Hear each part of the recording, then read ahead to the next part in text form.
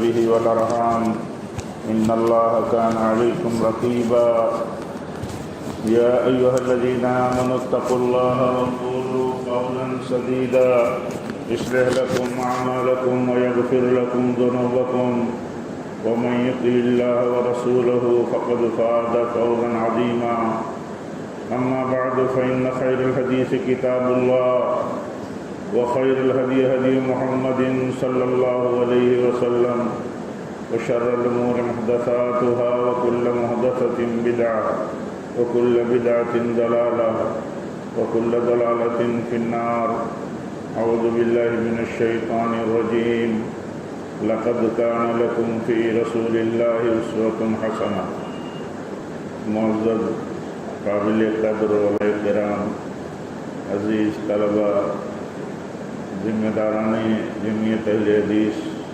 بھیونڈی اور اس مبارک اجلاس کے حاضرین بزرگوں عزیز نوجوانوں اسلامی ماں و بہنوں پیارے بچوں، اللہ تعالیٰ نے ہمارے لیے نبی صلی اللہ علیہ وسلم کی زندگی کو، آپ کی دینی اور تربیتی حیات طیبہ کو، آپ کے عمل کو ہم سب کے لیے بہترین نمونہ بنایا ہے۔ ہم اللہ کے گھر میں ایک مبارک اجتماع میں یہاں جمع ہیں۔ ہمارے شیخ فاضل نے آپ سے اپیل فرمائی کہ ہم سب قریب ہو کر کے بیٹھ جائیں۔ آپ اس اپیل کو معمولی نہیں سمجھ سکتے، اس لیے نہیں معمولی سمجھ سکتے کہ کسی مجلس کے اندر بیٹھنے کے لیے بھی ہمارے نبی صلی اللہ علیہ وسلم کا اسوہ حسنہ ہے۔ کسی کو عذر ہو تو کہیں ٹیک لگا سکتا ہے، کسی کو عذر ہو کہ اسے کہیں نکل کر کے جانا ہے تو کہیں آخر میں رہ سکتا ہے، لیکن ہم سب جس نسبت پر اتنی بڑی سعادت حاصل کرنے والے ہیں، سعادت مند ہیں، ہمیں امید ہے، یقین ہے، وہ نسبت نبی صلی اللہ علیہ وسلم کی سنت کے ساتھ ہے، آپ کی حدیث پاک کے ساتھ ہے۔ یہ شرف اہل حدیثوں کو جو ہے اسی نسبت اور اسی نسبت پر عمل کی بنیاد پر ہے۔ میں عرض یہ کرنا چاہتا تھا کہ ہمیں ہر مسئلے میں دیکھنا چاہیے کہ ہمارے نبی صلی اللہ علیہ وسلم کا اس میں اسوہ کیا تھا۔ آپ صلی اللہ علیہ وسلم نے ادب اس طرح سکھایا ہے، یہ دین ہی پورا ادب ہے کہ جب ہم کسی مجلس میں بیٹھیں گے تو ہمارے مجلس میں بیٹھنے کا طریقہ اور سلیقہ کیا ہوگا، وہ بھی ایسا نہیں ہوگا۔ آپ سوچئے کہ کبھی ایسا ہو سکتا ہے کہ ہماری مجلس علل ٹپ ہو، کہیں ہم کہیں، آپ کہیں، بھائی ہمارا کہیں، عزیز کہیں، کوئی بزرگ کہیں ایسے بیٹھا ہوگا؟ ایسی کوئی شکل ہو سکتی ہے؟ نہیں ہو سکتی۔ اس لیے نہیں ہو سکتی کہ آپ صلی اللہ علیہ وسلم اس روئے زمین پر عقیدہ و عمل، اخلاق اور اسی طرح علم اور عمل کے اس بلند چوٹی پر تھے، ادب کے اس بلند چوٹی پر تھے، اور وہی آپ نے سکھایا ہے جس پر اللہ تعالیٰ نے پیدا کیا۔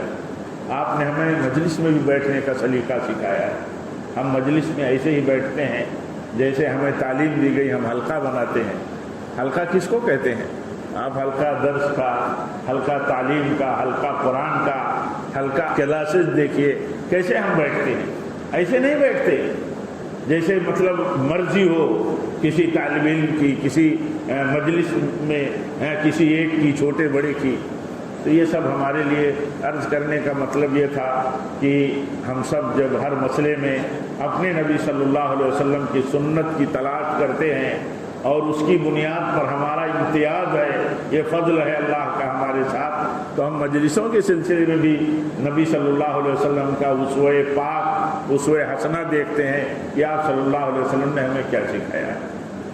آپ ہی کی بات نہیں ہے، یہ بہت عام بات ہے، عام طور پر ایسا دیکھا جاتا ہے، لیکن صحیح طریقہ آپ سوچئے کسی بھی معلم اور کسی بھی خیر کے مطلب مربی کے لیے کتنی اچھی بات ہوگی اور کتنی قیمتی بات ہوگی اس وقت دل میں کہ جب کچھ سیکھنے کے لیے زیادہ سے زیادہ لپ کر کے لگ کر کے قریب آ کر کے متوجہ ہو کر کے آدمی سیکھے۔ اس لیے ان سب چیزوں کا میں اپنے کو بھی نصیحت کرتا ہوں، آپ سب کو نصیحت کرتا ہوں کہ ہم سب کو ان چیزوں کا خیال رکھنا چاہیے۔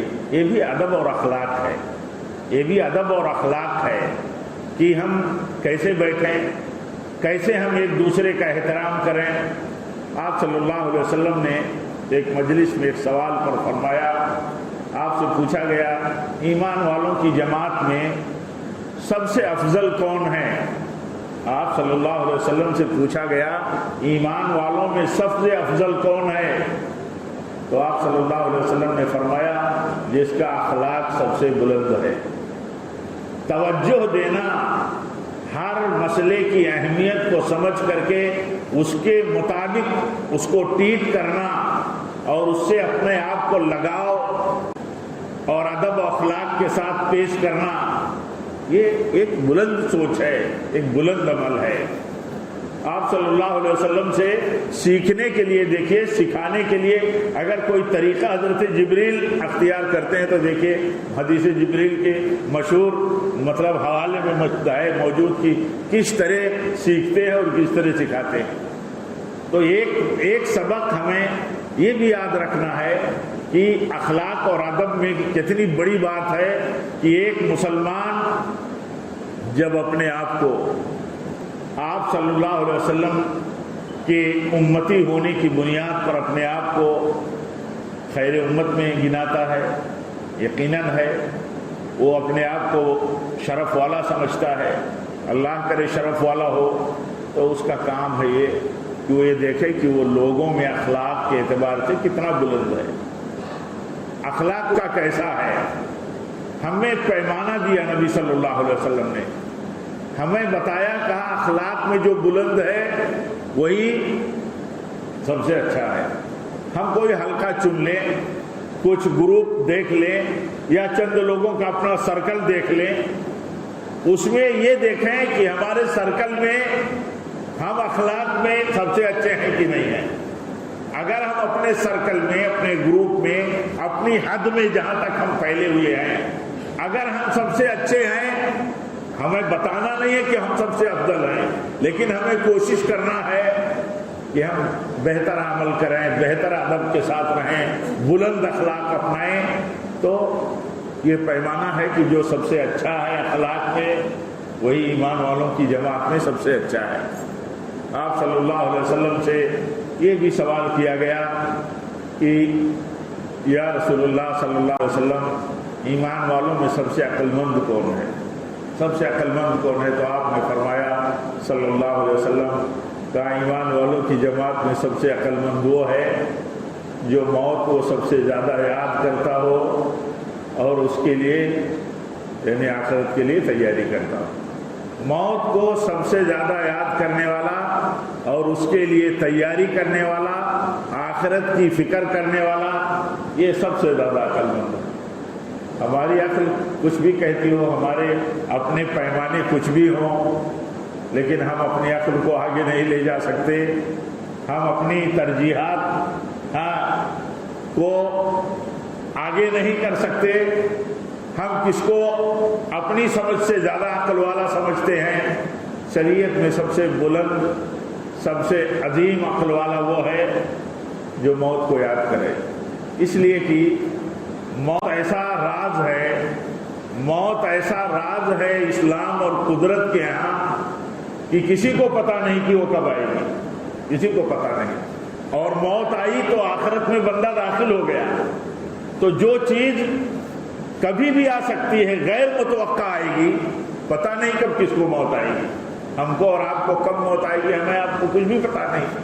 تو اس کے لیے تیاری کرنا اور اس کو برابر یاد رکھنا، یہی حقیقت میں عقل مندی کی دلیل ہے۔ اور سب سے بڑا عقل مند وہی ہے جو موت کو یاد رکھے اور اس کی تیاری کرتا رہے کہ تیار ہے، پتہ نہیں کب موت آئے۔ یا ایھا الذین آمنوا اتقوا اللہ حق تقاته ولا تموتن الا وانتم مسلمون۔ تو اہل تفسیر، علماء تفسیر کہتے ہیں ہمیشہ فرما برداری کرتے رہو، ہمیشہ نافرمانی سے بچتے رہو، کیونکہ پتہ نہیں، اللہ تعالیٰ وصیت کرتا ہے ہم کو، آپ کو، ایمان والوں کو کہ تم سب تقوی کی زندگی جیتے رہو تاکہ موت آئے تو تقوی پر آئے، یعنی اللہ کی فرما برداری اور معصیت سے بچنے والی زندگی اور موڑ پر آئے تو پتہ تو ہے نہیں کہ کب موت آئے گی، اس لیے مستقل کانٹینیوٹی کے ساتھ نیکی کرتے رہو، برائی سے بچتے رہو۔ اور یہ کون کر سکتا ہے؟ اللہ تعالیٰ کی وصیت پر عمل کون کر سکتا ہے؟ یہ ایمان والو تم اپنے اللہ سے ڈرتے رہو، اللہ سے تم ڈرتے رہو جیسا ڈرنا چاہیے، تاکہ تم مرو تو مسلمان مرو۔ موت کا وقت معلوم نہیں، موت کب آئے کی ٹھکانہ نہیں، تو ظاہر سی بات ہے جو اس کے لیے تیار ہوگا وہی اسلام اور مسلمان ہو کر کے مرے گا۔ تو فرمایا گیا، کہا پیارے نبی صلی اللہ علیہ وسلم کی زبان پاک سے آپ نے فرمایا سب سے عقل مند مومنوں کی جماعت میں وہ ہے جو موت کو یاد رکھتا ہو اور اس کے لیے تیاری کرتا ہو۔ میرے بھائیوں، ہم سب کو اس کی فکر کرنے کی ضرورت ہے، اخلاقیات کو برتنے کی ضرورت ہے۔ ہم جانیں بلند اخلاق کیا ہے، بلند اخلاق کا مقام کیا ہے۔ حدیث میں آتا ہے ایمان کے بعد میزان میں قیامت میں جب نیکیاں اور برائیاں تولی جائیں گی تو اخلاق، اچھے اخلاق سب سے زیادہ وزنی ہوں گے۔ ان ساری باتوں کو، ان ساری نصیحتوں کو اور اخلاق کی اس بلند مقام کو جاننے کے بعد جاننے والا اخلاق سے گری ہوئی حرکت پر کبھی قائم نہیں رہ سکتا۔ کہیں کوئی اخلاقی گراوٹ کا عمل ہو گیا، بشری تقاضے کا بندہ شکار ہو گیا، کہیں پھسل گیا، لیکن جیسے اس کو اس کا ایمان، اس کا دین جو اخلاقی بیک گراؤنڈ کا دین ہے دراصل اسے جگائے گا تو وہ رک نہیں سکتا، وہ کہیں ٹھہر نہیں سکتا۔ لوگ کہتے ہیں آدمی کا دل بہت اچھا ہے، دل بہت اچھا ہے تو زبان بہت اچھی ہوگی، زبان اچھی ہے تو دل اچھا ہوگا۔ دونوں کا تال میل ہونا ضروری ہے۔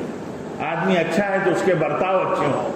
آپ صلی اللہ علیہ وسلم کی سیرت کو ہمیشہ سامنے رکھنے کی ضرورت ہے کہ آپ نے ایک قبیلے کے برے آدمی کے ساتھ بہت اچھا برتاؤ کیا۔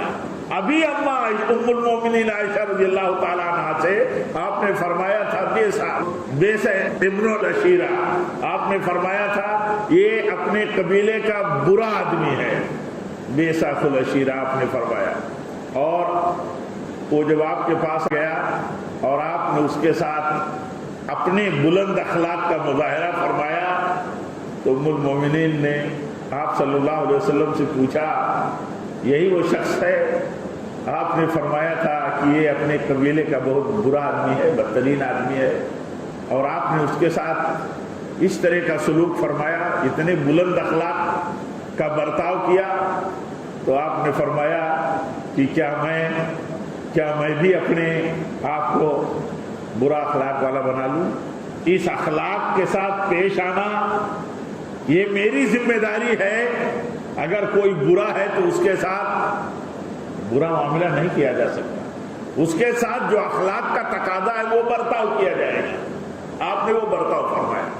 تو یہ ساری چیزیں ہمیں سبق دیتی ہیں کہ ہم کس طرح بلند اخلاق سے جئیں گے، لوگوں کے ساتھ اچھے اخلاق کا مظاہرہ کریں گے، لوگوں کے کام آئیں گے۔ ہم سب کو بہت بڑی نصیحت اور تعلیم ہے ہمارے لیے۔ دیکھیے آپ صلی اللہ علیہ وسلم فرماتے ہیں لوگوں میں سب سے اچھا وہ ہے جس سے لوگ امیدیں باندھتے ہیں۔ امیدیں، ہم تو یہ سوچتے ہیں، ہمارے سماج میں عام طور پر صورتحال یہ ہے کہ آدمی فرار اختیار کرتا، بھاگتا ہے، ادھر سے نہ کوئی بات کہہ دے، ادھر سے نہ کوئی آ جائے، ادھر سے نہ کوئی تقاضا کر لے، ادھر سے نہ کوئی آئے کہ بھائی ہم آپ سے کچھ چاہتے ہیں۔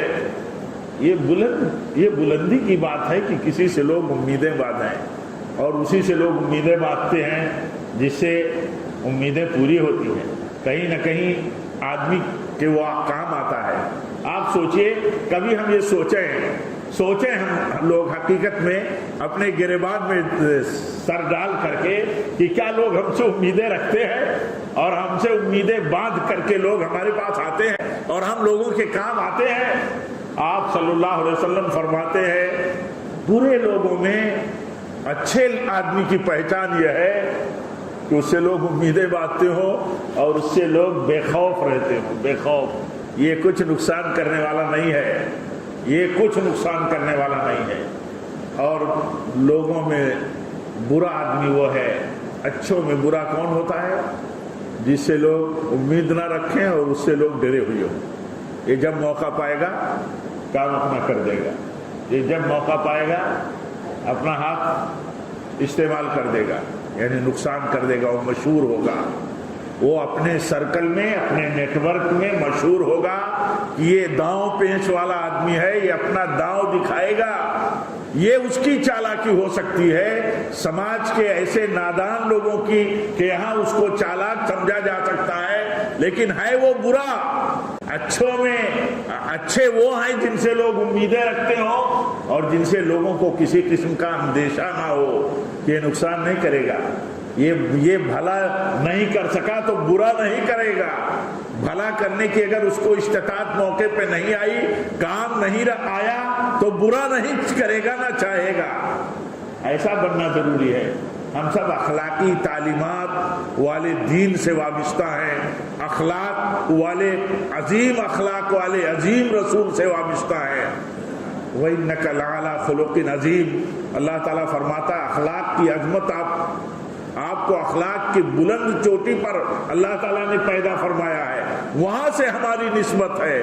ہم ایک چھوٹے چھوٹے مسئلے میں نبی صلی اللہ علیہ وسلم کی سنتوں کو تلاش کرتے ہیں، اس کو ریز کرتے ہیں، اس کو اپناتے ہیں، دوسروں میں پیش کرتے ہیں۔ ہماری عملی زندگی اخلاق کی بلندی کے ساتھ چلنی چاہیے کہ ہم اخلاق کا نمونہ بن کر کے چلیں، سنت کا اسوہ حسنہ ہم لے کر کے چلیں، ہم پابند ہیں اس کے۔ اور ہمارے لیے پیمانہ ہے میرے بھائیوں، نبی صلی اللہ علیہ وسلم نے فرمایا لوگوں میں جو سب سے برا ہو، لوگ اس سے بچتے ہوں، اس کو چھوڑتے ہوں، معلوم نہیں کیا بولے گا، کیا کرے گا۔ اللہ کے نبی فرماتے ہیں قیامت میں اللہ کے ہاں بھی سب سے برا آدمی وہی ہوگا، سب سے برا آدمی جس سے لوگ بچتے ہوں، جس سے لوگ بھاگتے ہوں، جس کو لوگ چھوڑتے ہوں۔ چھوڑو اس کو، اسے کنارہ کشی کرو، کیا معلوم کیا بول دے گا، کیا کر دے گا۔ آپ صلی اللہ علیہ وسلم فرماتے ہیں قیامت میں ان شر الناس عند اللہ منزلۃ یوم القیامہ من ترکہ الناس اتقاء شر، کسی شخص کی برائی سے بچنے کے لیے جب لوگ کنارہ کشی اختیار کرتے ہو تو ہر شخص کو، ہمیں ہر آدمی کو سوچنا چاہیے لوگ ہم سے کتنا بھاگتے ہیں، لوگ ہم سے کتنا ڈرتے ہیں، یا لوگ ہم سے کتنی امیدیں وابستہ رکھتے ہیں۔ یہ پیمانہ ہے۔ آپ صلی اللہ علیہ وسلم نے اس طرح کی تعلیمات ہمیں دی ہیں، ہم سب کو برتنے کی ضرورت ہے، ہم سب کو اپنانے کی ضرورت ہے۔ اور یہ اخلاق کا دین ہے میرے بھائیوں، اخلاق کا دین ہے۔ اخلاق در حقیقت یہ پورے عقیدے سے لے کر کے معاملات تک شامل ہے، ایسا نہیں ہے۔ اخلاق جو ہے یہ عقیدے سے لے کر کے معاملات تک شامل ہے۔ ایک بندہ اخلاق کا مظاہرہ اپنے رب کے ساتھ کیسا کرے گا؟ آپ کا کوئی محسن بھائی ہو تو آپ کتنے احسان مند ہوتے ہیں، اس کے ساتھ کتنا احسان مند ہوتے ہیں۔ ہمارے ساتھ کوئی احسان کر دے تو ہم اس کے لیے بچھ جاتے ہیں، ہم اس کے لیے پورے طور پر اپنے آپ کو وصولوں کے ساتھ اسے سر پر بٹھا لیتے ہیں، ہمارے کام آتا ہے۔ ایک بندہ اپنے رب کے ساتھ کتنے بلند اخلاق کا مظاہرہ کرے گا۔ یہ اخلاق کی بلندی ہی ہے کہ اپنے رب کے ساتھ، اپنے رب کے سامنے پوری تعظیم کے ساتھ، پورے خشوع کے ساتھ بندہ کھڑا ہوتا ہے۔ یہ اخلاق کی بلندی ہی ہے، یہ اخلاق کی بلندی ہی ہے کہ جو اس کے لیے رسول بنایا گیا ہے، وہ رسول جب کچھ کہہ دیتا ہے تو اس کے سامنے پھر کوئی بھی ہو۔ حضرت عمر رضی اللہ تعالیٰ عنہ جب حدیبیہ میں ان دفعات کی صلح دیکھے اور بے چین ہو گئے، اتنی دب کر کے اور اتنی پستی کے ساتھ صلح ہو رہی ہے، تو جذبات میں آ گئے، بھاگے گئے حضرت ابوبکر کے پاس، کہا اس طرح ہم نے صلح کر لی، کیا ہم حق پر نہیں ہیں؟ کیا ہمارا دین حق حق نہیں ہے؟ کیا یہ باطل پر نہیں ہے؟ تو حضرت ابوبکر رضی اللہ عنہ نے فرمایا وہ اللہ کے رسول ہیں، آپ اللہ کے رسول ہیں، تو جو آپ نے طے کر لیا بحیثیت رسول ہونے کے، ہم پر اخلاقی تقاضا، دینی تقاضا یہ بنتا ہے کہ ہم مان جائیں۔ اور آپ کے پاس بھاگے گئے، اس کے بعد بھی انہیں چین نہیں رہا، تو آپ سے کہا یا رسول اللہ صلی اللہ علیہ وسلم کیا ہم حق پر نہیں ہیں؟ کیا یہ باطل پر نہیں ہے؟ کیا ہم لڑے مارے جائیں تو شہید نہیں، انہیں قتل کریں تو کیا وہ اہل النار نہیں؟ آپ نے کہا ہاں ہاں بالکل، میں اللہ کا رسول ہوں، اللہ کی نافرمانی نہیں کر سکتا۔ تو رسول ایک مومن کا یہ بھی اخلاقی تقاضا ہے، یہ بھی گراوٹ ہے، اخلاقی گراوٹ بھی ہے کہ ایک مومن مسلمان اپنے نبی سے نسبت رکھتا ہے، آپ کے اسوہ کو اسوہ حسنہ مانتا ہے، اللہ نے مقرر کیا ہے، اس کے باوجود رسول کی سنت کچھ اور ہے اور کسی اور کا طریقہ کچھ اور ہے، تو وہاں کسی اور طریقے پر چلا جاتا ہے، یہ بھی اخلاقی گراوٹ ہے۔ اللہ کے ساتھ بلند اخلاق اور ادب کا مظاہرہ کرنا، رسول کے ساتھ کرنا اور اپنے بھائیوں کے ساتھ کرنا، یہ ساری چیزوں کو برتنے کی ضرورت ہے۔ میرے بھائیوں، اللہ تعالیٰ سے دعا کرتا ہوں کہ رب العالمین ہم سب کو اپنے نبی صلی اللہ علیہ وسلم کے اسوہ، تعلیم اور آپ کی سنتوں کے مطابق زندگی گزارنے کی توفیق دے۔ ہمارے سلف دعا کرتے تھے، کوئی دعا کرتا تھا بعد سلف سے ملتا ہے، ان کے لیے تو کہتے تھے کہ میرے لیے دعا کرو کہ میں سنت پر زندہ رہوں اور مروں تو بھی سنت پر ہی مروں۔ ایسی نسبت رکھتے تھے اور سنت کی اتنے حریص اور لالچی تھے۔ ہم سب کو اس کی فکر کرنے کی ضرورت ہے، حتیٰ کہ مجلسوں میں بیٹھنے کے لیے بھی ہم سب کو یہ فکر کرنے کی ضرورت ہے کہ اس میں ہمارے نبی کی سنت اور تعلیم کیا ہے۔ اللہ تعالیٰ اس مجلس کو، اس مبارک اجلاس کو جو ہے کہ اس گھر میں چل رہا ہے، اللہ تعالیٰ ہم سب کے لیے اسے باعث سعادت، باعث مغفرت بنائے، اور جتنے بھائی ہمارے شریک ہیں، جتنے معاونین ہیں، ہماری جمعیت ہے اور بالخصوص ہمارے علماء ہیں، اللہ تعالیٰ سب کی کوششوں میں برکت دے اور ہم سب کو اللہ تعالیٰ تقویٰ کی زندگی پر رکھے۔ جب بھی ہماری موت ہو تو تقویٰ پر ہو، مسلک سنت پر ہو۔ وآخر دعوانا الحمدللہ رب العالمین، والسلام علیکم ورحمۃ اللہ وبرکاتہ۔